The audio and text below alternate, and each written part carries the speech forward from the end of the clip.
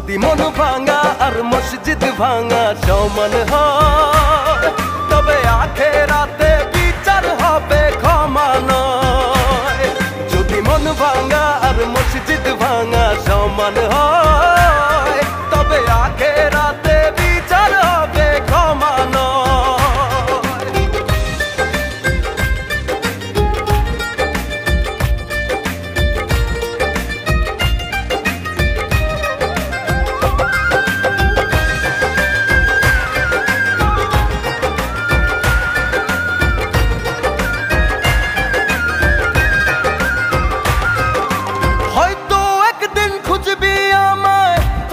দেখবি আমি নাই, সেদিন